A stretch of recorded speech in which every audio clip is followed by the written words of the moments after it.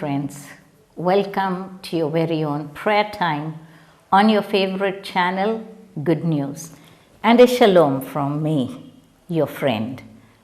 We have entered the month of December, a month that we look forward to right from January, and we wait for this time.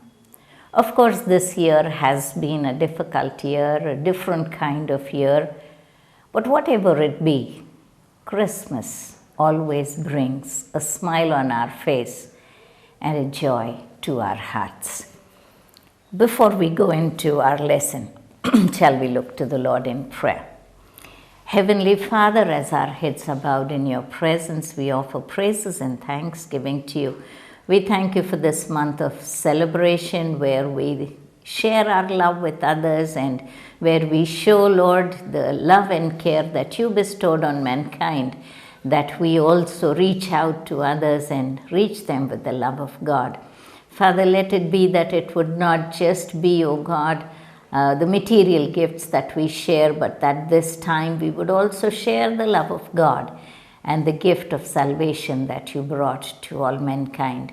To that end, seal us with your love and power. And as we meditate upon your word, especially, Lord, as we are learning about the Holy Spirit, we pray, Master, that you will continue to help us understand. Open our eyes, our hearts, our mind, our understanding, that we would understand, obey, and follow your words. In Jesus' name we pray. Amen, amen, and amen. Last week we had started the book of John in the 16th chapter. We had started on the 16th chapter and we had done 4 verses, which I would like to read before we get into the 5th verse. And it says, "And all this I have told you so that you will not go astray. They will put you out of the synagogue. In fact, a time will come when anyone who kills you will think he is offering service to God. They will do such things because they have not known the Father. And I have told you this so that when the time comes, you will remember that I warned you. I did not tell you this at first because I was with you." So this is what Jesus is speaking to the disciples and telling them that there is going to be persecution, there is going to be problem and trouble that they will have to face. And he said, I didn't warn you about this because I was with you, I would be able to handle it. But now that I'm going away, I need to prepare you for the future as to what lies ahead of you. Now starts the work of the Holy Spirit. From the 5th verse onwards we read, "Now I'm going to him that sent me. Yet none of you asks me, where are you going? Because I have said these things, you are filled with grief."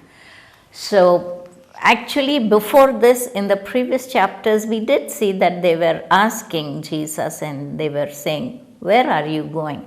Because Jesus told them, the place that I am going to, you cannot come. So they were asking, where are you going that we will not be able to follow you?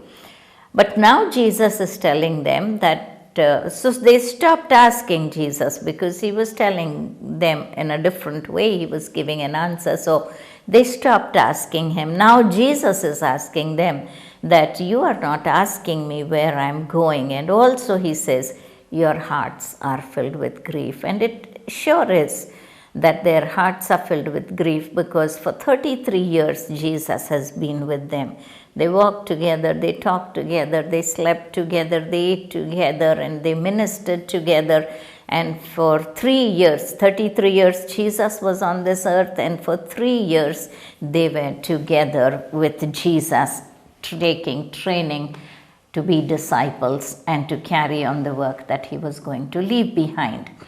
But I tell you the truth, it is for your good that I am going away. Unless I go away, the Counselor will not come to you. But if I go, I will send the Counselor to you.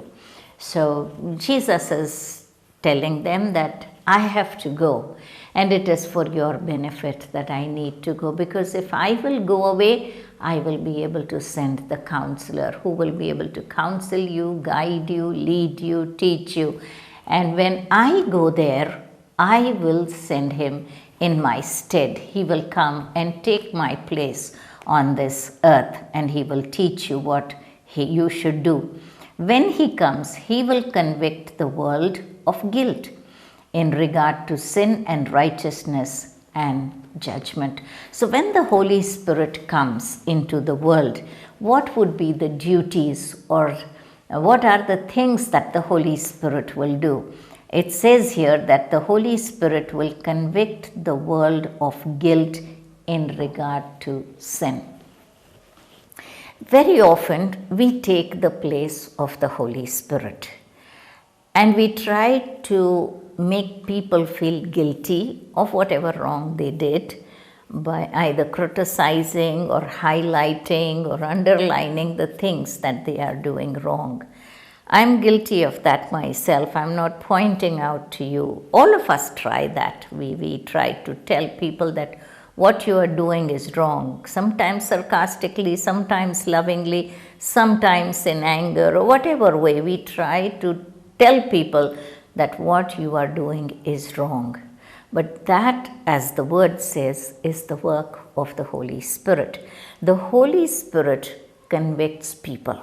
When you and I try to correct people, or when you and I try to convince people that what you are doing is wrong, or you have committed a sin, or the way you are going is wrong, they may listen to us. They may say, okay, fine, that's okay, it's none of your business. Some may say, I'm trying to get out of it, but I'm not able to get out of it. Or they may pass it off in some other way. To be convicted is from within. It doesn't go in from the ear into the mind or into the heart and make the people feel that way. We can speak and we can release those words. But the Holy Spirit takes those words and reaches out to their heart and mind in such a way and makes them understand in such a way that they begin to feel guilty about it. So we need to correct people. Okay, we have to do that. If you see someone doing wrong, it is your duty to communicate lovingly to them that what they are doing is wrong. But also we need to pray. We need to ask the Holy Spirit to show them that what they are doing is wrong, because the Word of God says that that is the work of the Holy Spirit, to make the people, to convict the world of guilt in regard to sin and righteousness and judgment. So the Holy Spirit will lead the people, make them feel guilty, and then the Holy Spirit also teaches them righteousness as to what is right and what is wrong. None of the human beings can define what is right and what is wrong. For cannibals, it is absolutely all right to kill another human being and eat the flesh. For them, that's the way of their life. It's not wrong. In different countries, people have different kinds of law. That which may be blasphemy here may be a celebration in another country. So we cannot say this is right or that is right, because the standard of God is different from the standard of man. Man has many standards according to the communities, according to the country, the nationality, the race, the tribe, or whatever community we belong to. We have different things, different customs, different traditions, which some of us follow, some of us say, no, I cannot do that. So the human customs, human traditions, human laws, human ways are different. But the standard law of God, only the Holy Spirit is able to teach what is sin, what is righteousness, and the judgment that we will go through for whatever we do in our life. That is the work of the Holy Spirit. You and I cannot take that place.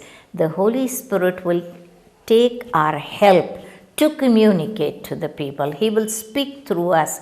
He will exhort people through us. But the Holy Spirit has to do the work of convicting people of sin, of righteousness, and of judgment. And when that is done, when we find people giving testimonies, usually we hear those things from the people when they give testimony that we were listening to the Word of God and the Lord touched my heart and I realized that I am a sinner. That is the point that the Holy Spirit is convicting them of their sin.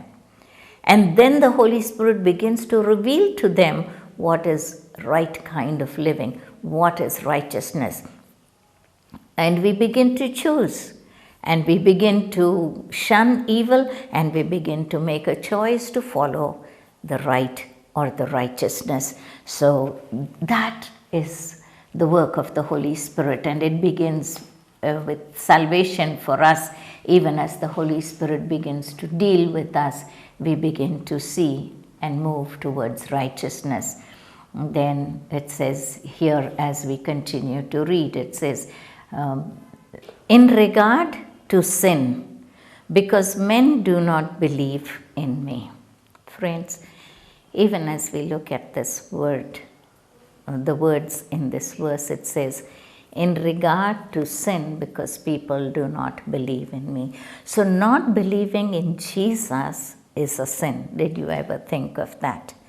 That if you do not believe in Jesus, it's a sin. I know people will get furious when they will listen to this, or when we speak these words, they get upset that you become so exclusive. You say only you are right, only your God is the right God. What about us? But we are not saying anything like that. We're just reading it out from the scriptures. And that is what God has pronounced, and that is what the Holy Spirit is going to do. And the Holy Spirit is going to lead us to Him. But if we will not listen to the Holy Spirit, and if we will not believe in Jesus, then it says it is going to be counted as sin. In regard to righteousness, because I am going to the Father where you can see me no longer. So in regard to righteousness, Jesus is going to the Father to be seated on the right hand of the Father. And that is righteousness, believing in Him.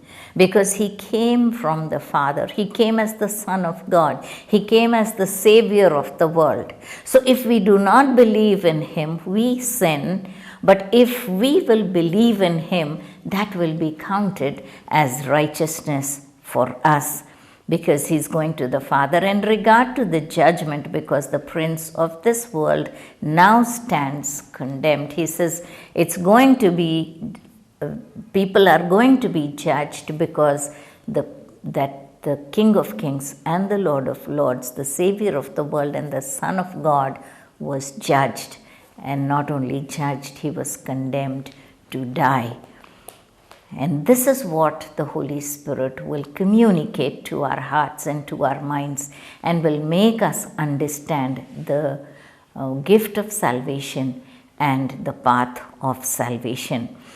12th verse says, and I have more to say to you, more than you can now bear. But when He, the Spirit of truth, comes, He will guide you into all truth. He will not speak of His own.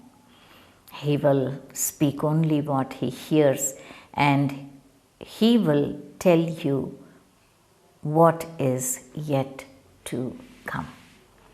So Jesus is communicating to us that there is much more that He would like to teach us at this point of time, but He says you will not be able to take it. It will be too much for you to understand or take it. If I just give it to you now, you will not be able to understand.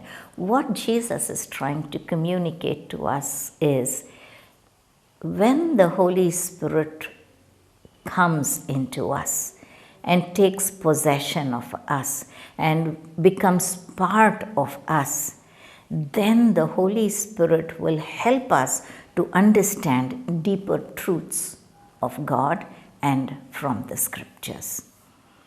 So what Jesus is saying, that now you do not have the Holy Spirit as your guide, as your teacher, as your counselor. So when you do not have the Holy Spirit, your understanding is very limited.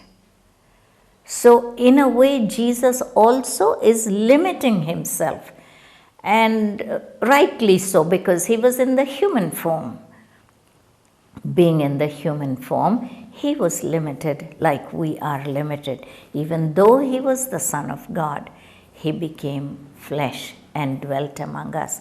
But he's saying when the Holy Spirit will come, the Word of God says in John 4, we read, God is a spirit, and they that worship him must worship him in spirit and in truth. So the Holy Spirit, when the Holy Spirit will come into us, he will lead us into deeper truth. As long as we are dealing just with Jesus and us, just the two entities, we will not be able to expand our vision, or our vision will be limited. We will understand only part of it. He says, now you will not be in, I have much more to say, but you will not be able to bear or understand. But when he, the Spirit of truth, comes, then he will guide you into all truth. And he will speak on his own. He will not speak on his own. He will speak only what he hears, and he will tell you what is yet to come. So the Holy Spirit is not independent of Jesus, nor is it independent of the Father. Again and again I have been telling you about Trinity. The three are in one and one in three. The Father, Son and the Holy Spirit so intertwined, and they work together. They work together and they coexist with each other. And here he's saying that when the Holy Spirit comes, he will hear. The Holy Spirit also hears from the Father what the Father wants to communicate to us. And then the Holy Spirit gives us that information or the message that either Jesus or the Father will give to him. He hears and he will tell you what is yet to come. So even the future, the Holy Spirit will tell us. He will bring glory to me by taking from what is mine and making it known to you. So the Holy Spirit doesn't come to glorify himself. The Holy Spirit comes to glorify Jesus. And to glorify Jesus, the Holy Spirit will take from Jesus and communicate to us what Jesus is telling us and what he wants us to do.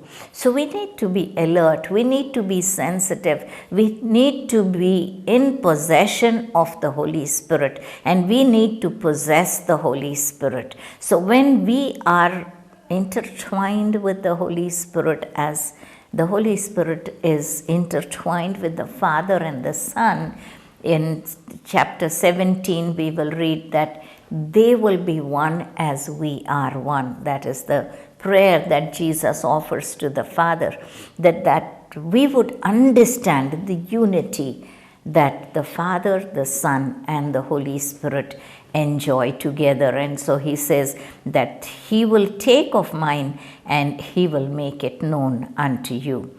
All that belongs to the Father is mine. That is why I said the Spirit will take from what is mine and make it known unto you. So all that belongs to, Jesus is saying, all that belongs to the Father is mine. Because there is union between the two, it is a natural thing that the possessions of one are also the possessions of the other. And then he says, they all belong to me, and that is why I said the Spirit will take from what is mine and make it known unto you. That is, he will take actually from the Father and give it to us. But the rightful owner of all that the Father has is Jesus himself. So all that the Father has belongs to Jesus. So when the Holy Spirit takes from the Father and communicates to us the Father's will, then Jesus is saying he is actually taking what is mine and giving it to you. So he says he will make it known to you. In a little while you will see me no more, and then after a little while you will see me. This Jesus has spoken before. You will see me now, then you will not see me, then again you will see me. And the disciples were very puzzled and they didn't understand what exactly Jesus is speaking about. But basically, Jesus is talking about his death and about his resurrection. Then he's going to be ascended, and then the Holy Spirit will be coming to take his place. So he's speaking to his disciples and he's saying, in a little while you will see me no more. That is, when he's going to be crucified, when he's going to be buried, that is the time when the disciples will not be able to see him. But then he says, in a little while again you will be able to see me. That is, after his resurrection, he was going to make himself known to them once again. Then the disciples, it says, their grief will turn to joy. In the 17th verse, it says, some of his disciples said to one another, what does he mean by saying, in a little while you will see me no more, and then after a little while you will see me? And because I am going to the Father, they kept asking, what does he mean by a little while? We don't understand what he's saying. So we think we don't understand the scriptures. We think we don't understand everything that the Bible says. But don't be discouraged. The disciples had the same problem.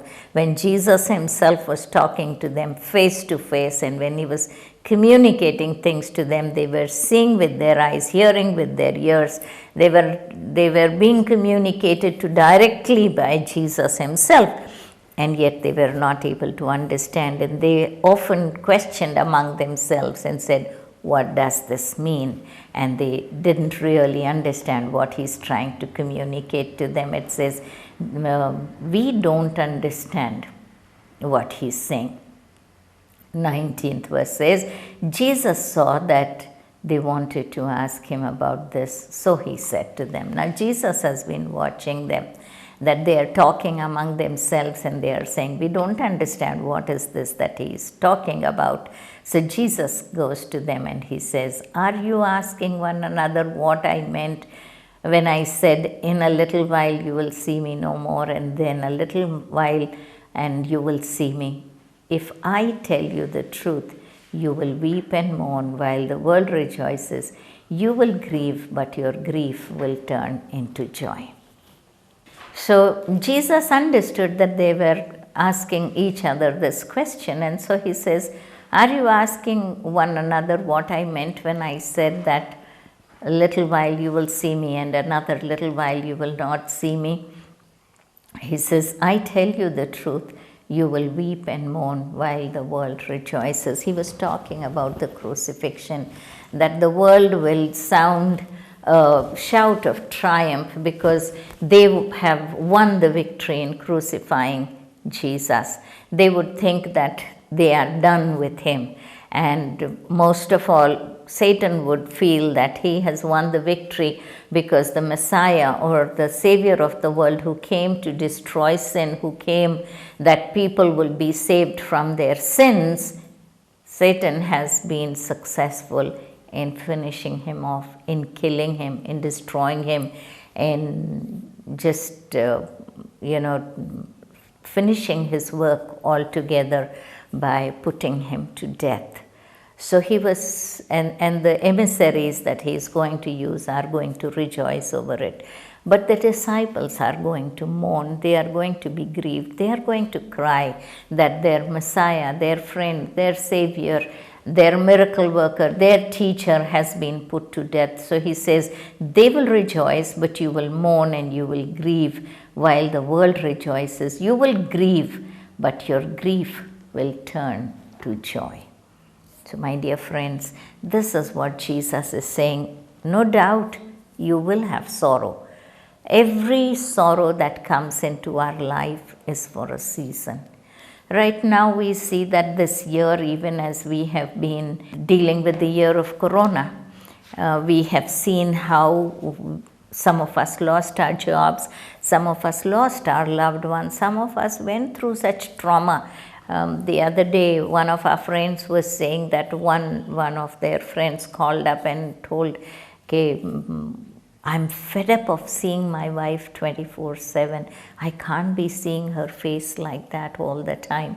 And the wife would say the same thing. So someone who, when they got married, they couldn't stay without each other. They wanted to see each other after engagement. Just let me get one glimpse of her. Let me get one glimpse. If I see you, my day is done, and you've made my day. You know, those kind of things, what we speak in the beginning, now they are saying, she's getting on my nerves, he's getting on my nerves. I can't be seeing her or him all the time.